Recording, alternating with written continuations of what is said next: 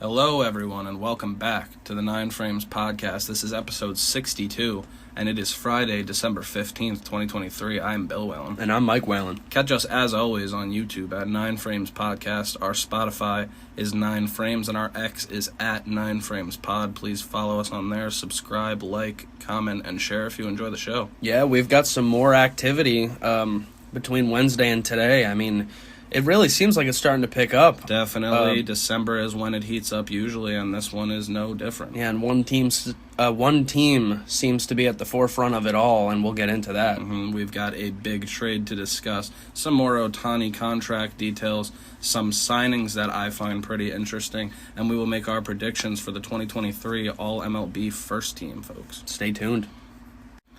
And getting into the news, the MLB news, we will start with a trade that we discussed on Wednesday's episode. Sounded like it needed some finalization to be done, and it was done.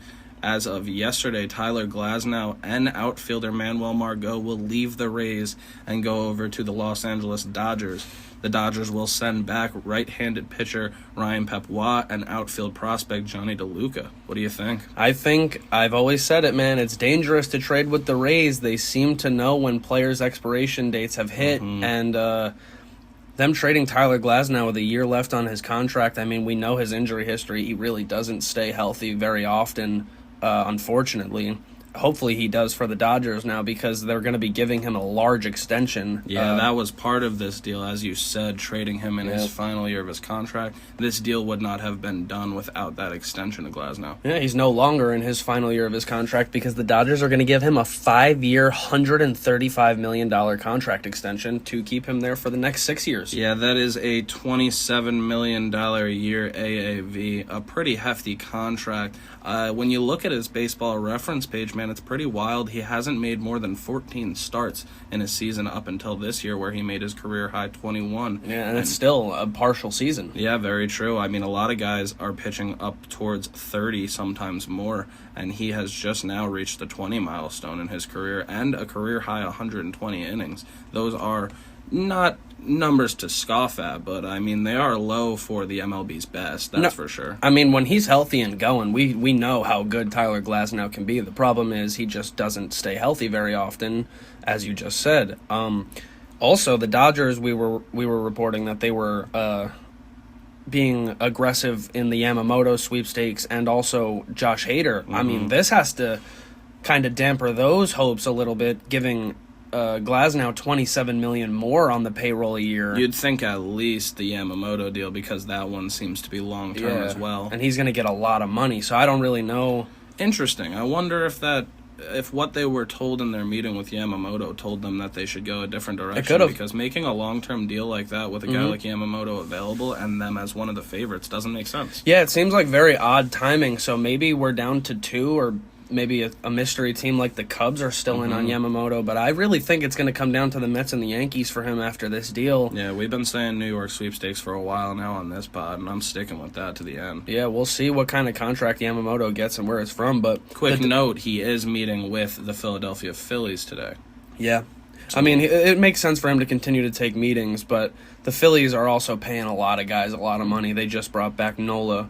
But back to the Dodgers, I mean, they get their guy, they lock him up, and they also get a nice outfield piece in Manuel Margot. Yeah. And then hits around 260. He's not a big pop guy, but he's known for a really solid glove. And Glasnow, sticking with him for a second, he struck out 162 in 120 innings and only walked 37. Yeah. Really good rates. He was 10-7 with a 3.53. So the Dodgers' options in the outfield now are Manuel Margot, Jason Hayward, Chris Taylor can go out there, Kike Hernandez. They got some options for outfielders now. They got some depth. You usually say Mookie Betts, but it sounds like he'll be moving to second full time next year. So not he'll always be an option out there if they need him. So there is a lot of depth and a lot of versatility on that Dodgers team as well. What the Rays get back here, they get a versatile arm.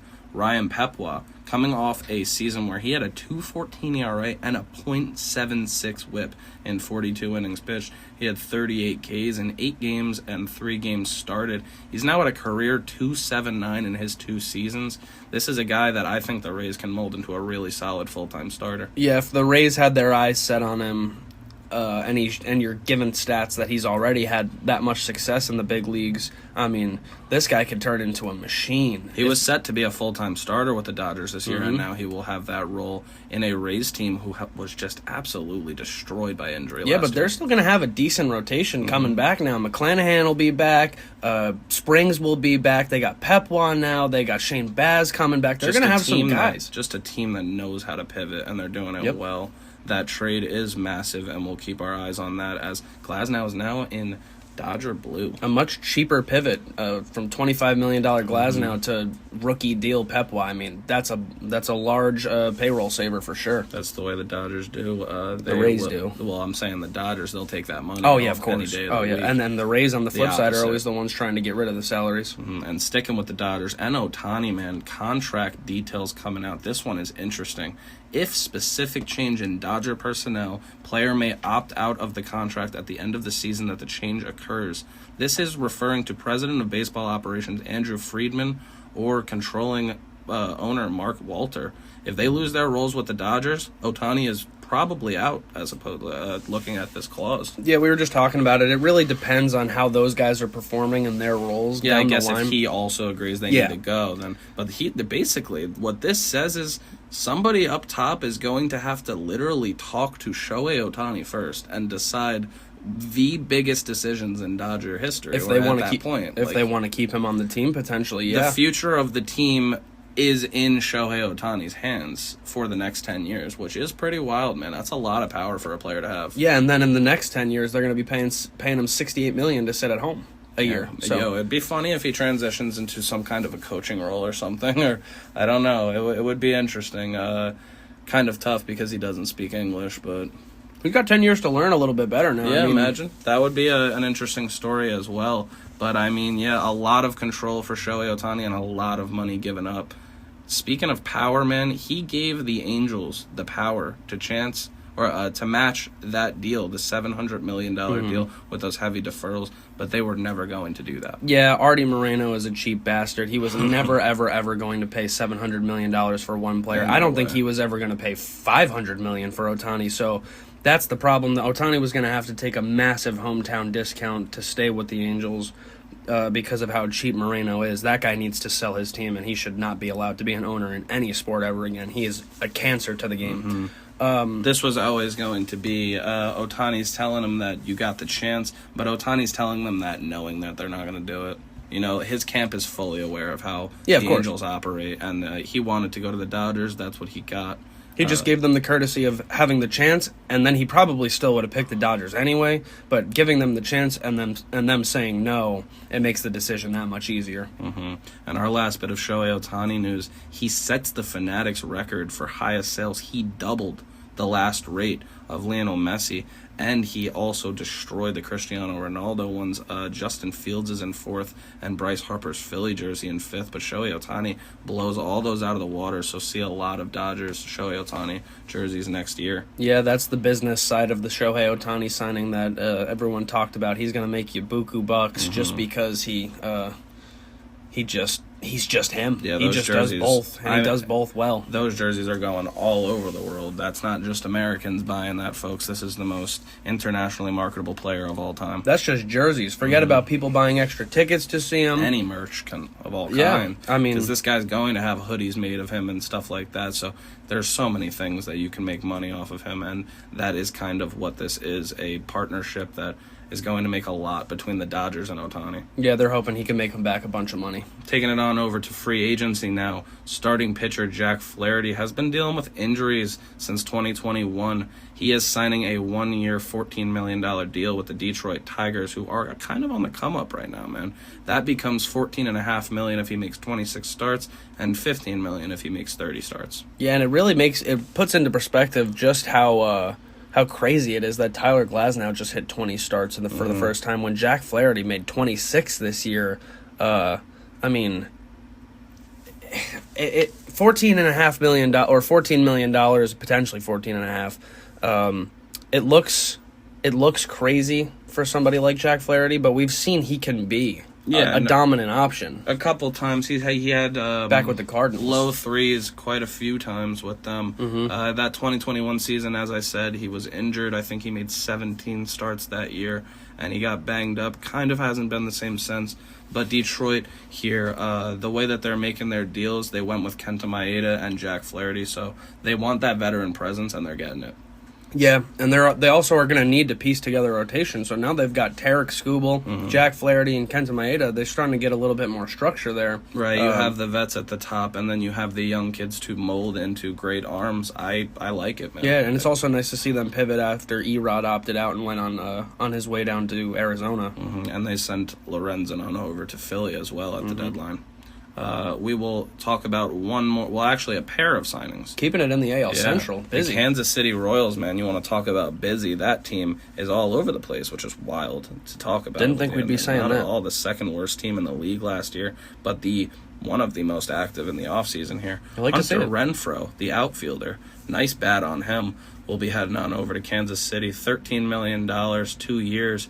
He can opt out after the first year at $6.5 million, and there are incentives on that deal. He's got an absolute cannon in the outfield, too, one of the better arms in baseball. So I've got no problem with this signing for the Royals. They need bodies, and that's a good one to have. He's got some pop, and he's a great defender. The Royals are signing everybody that's willing to take those short-term deals that are also very tradable as well, which, I mean, it gives them a lot of flexibility. If they're good, they stick with it, and if they're not, then they make moves and they rebuild what is a kind of tattered farm system right now. Very smart for a smaller market team to try to rebuild their farm system if they do end up trading these short-term contract guys, or maybe even making a push. Who knows what happens in baseball? Agreed. Now that they got Will Smith, everybody knows the charm he brings to it for sure. Yep.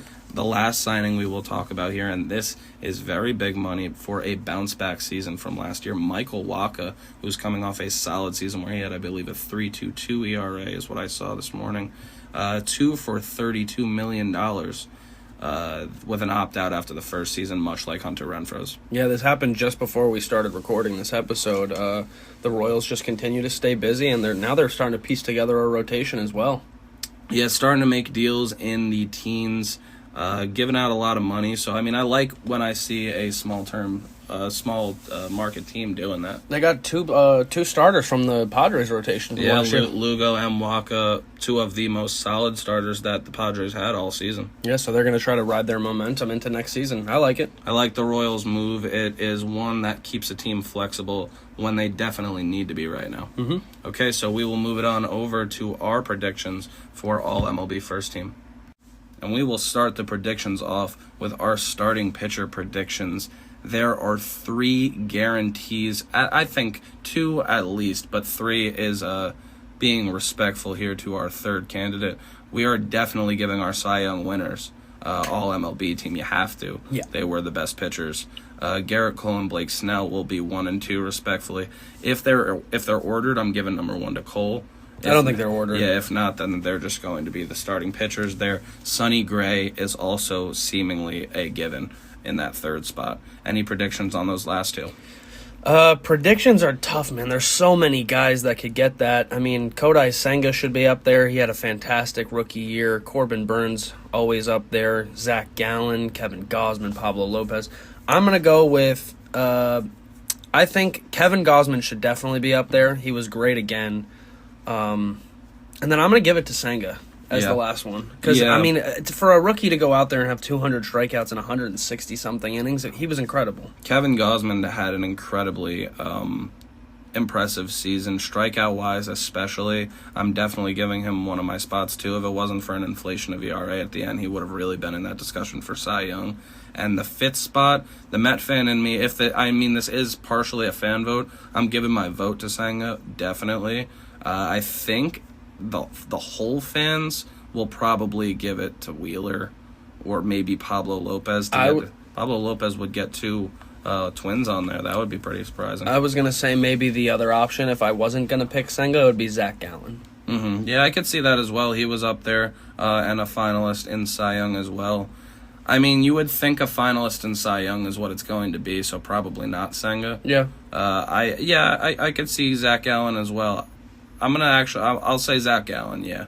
We give it to Kevin Gausman and Zach Gallen in the spots after that. Garrett Cole, Blake Snell, and Sonny Gray.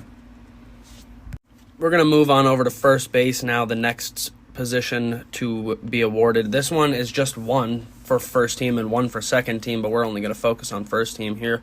The likely three front runners for this award are going to be Yandy Diaz from the Rays, Freddie Freeman from the Dodgers, and Matt Olson from the Braves, who had an absolutely insane year, setting franchise records in homers and RBI for the Atlanta Braves, who are a historic franchise. Yeah, Olson really overshadowed this year by other people in the National League, which is saying something to have such a crazy year and not be talked about as much as he has. It's because of what other guys did. Like, Freddie hit 330 with 60 doubles almost. I think he had 59 he finished with, and he had Freddie and Olsen both scored over 125 runs and surpassed 7 WAR. Impressive numbers. I'm going to be honest with you, no disrespect to Yandy Diaz. I think this is a two-guy race between Olsen and Freeman, and ultimately I think it's going to go to Matt Olson because he set franchise records, and he should get it. I find that very interesting that you say that. I personally give this to Freddie Freeman. I think with it being a fan vote and him being a finalist and NL MVP, I think he'll get the nod. Those Braves fans are crazy, man. Yeah, I mean, they are, but they like Freddie as well.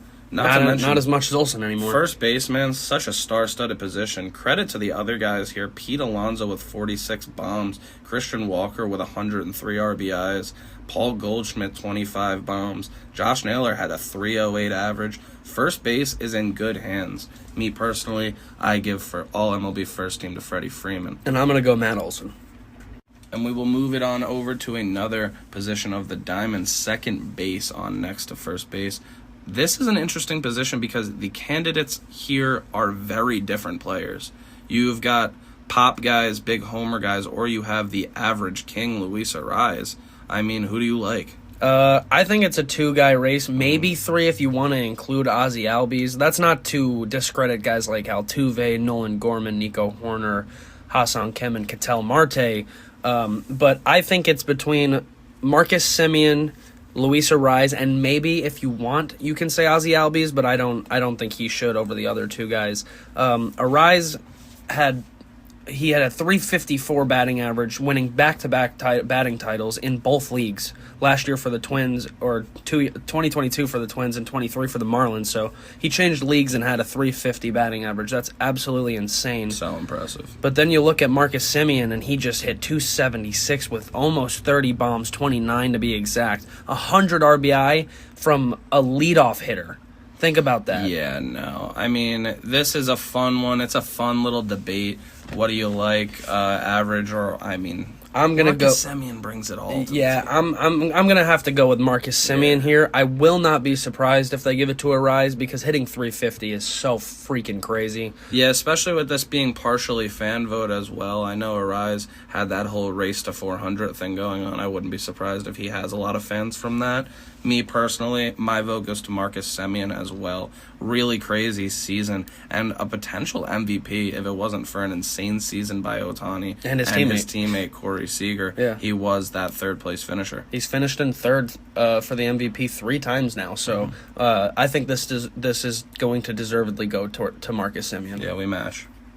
And we will move it on over to shortstop. Man, such a tough position to play. And this one is pretty simple, man. Shout out to guys like Bo Bichette, Francisco Lindor, and Bobby Witt Jr. But on 3, we will say it. 1, 2, 3. Corey Seager. Corey Seager, the World Series MVP, having a phenomenal season, returning from injury, playing not a full season. I mean, as full as he could. 120 games. 327 average, 33 homers, and a 1013 OPS. Forget about it. Yeah. He's the Ollie. He's that guy. The only reason that it's tough for two guys specifically, Lindor and Bobby Witt, who each had 30 seasons the first time in their careers. I mean, they're only, 2 of the 6 shortstops to ever do that. Unfortunately, like you just said, Corey Seager was a freaking superhuman this year and would have won an MVP in the American League if it wasn't for Shohei Ohtani, who is now in the NL. So look out for Corey Seager to come for an MVP next season. Very true. This is a wildly talented group, and Corey Seager is far and away the All-MLB player this year. Yeah, I think it'll be the simplest of the categories, and we're going to both give it to Corey Seager. We're going to move on over to third base now.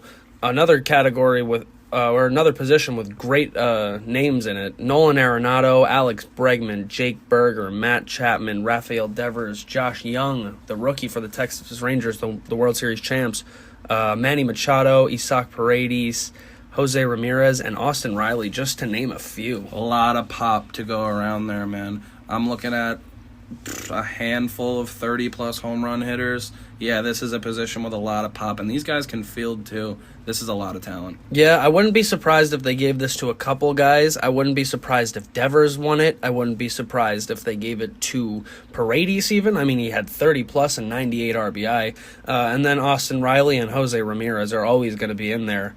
Unfortunately for Josh Young, if he didn't get hurt, he would have kept himself in that race as well. But I'm going with Rafael Devers. Yeah, I can see that. This being a partial fan vote and partially on a council to decide their votes as well. I am personally going to give this to Austin Riley. It hurts to say, hate giving awards to the Braves as a Met fan, but you got to give credit where it's due. He kind of just did what all of these guys did, but he did it slightly more productively. And so I give my All-MLB nod to Austin Riley. Yeah, I already gave Matt Olson the credit, and we're both going to have to put Acuna, so I ain't giving Austin Riley more. Yeah, fair enough. Now, my personal favorite position, the position I played in my time, catcher. Man, a lot of talent here, and probably the toughest position to play personally. That's my opinion. It's a little biased. Yeah, I mean, you run the game, and if the ball gets by you, runs keep scoring. So. I would agree, though. I think it might be one of the tougher positions in all of sports. And these guys do a lot for their teams. I will run down the favorites here. We've got Will Smith, Adley Rutschman, JT Realmuto, Cal Raleigh, Sean Murphy, Ryan Jeffers, Jonah Heim, and the Contreras brothers, Wilson and William. I don't know, man. There's a lot of contenders for this one. My four would be William Contreras, Cal Raleigh, because he hit 30, JT Realmuto, and Adley Rutschman. And then Will Smith's on the outside, too. I mean, there's a lot. Yeah, but it's tough, man. This one is one of probably the biggest toss-up we've had so far. I think since it's a fan vote, it's going to go to Adley Rutschman. But I would also like to see Jonah Heim get a little respect here because he had a great year both offensively and defensively, and that guy plays basically every night. Yeah, I am with you as well. I think this being a combined fan vote, Adley Rutschman is the golden boy right now. Yeah. They love Baltimore, and they love Adley Rutschman. They love that young group of kids. Adley Rutschman gets my nod here as well. I was going to look around. I thought maybe Will Smith, the Dodgers, get a lot of love as well. And yeah, Jonah Heim of the World Series champions, but I give this one to Adley Rutschman. Yeah, I wouldn't also count out William Contreras. He had a fantastic year for the Brewers, but we're both going to go with Rutschman here. And for the last of the position players, we're going to go on over to the outfield. I mean, two of these are basically a guarantee, and then the third one is up for debate with a lot of fantastic candidates, but we're both in agreement that Ronald Acuna is going to get the first, and then Mookie Betts will get the second. Yeah, that 40-70 season by Acuna, and the fact that Betts was even in the discussion for an MVP with a guy that did 40-70, those two are secured spots. I'm going to give you 5 names, and you got to pick one of these guys. Cody Bellinger, Corbin Carroll, Adolis Garcia, Julio Rodriguez, Juan Soto.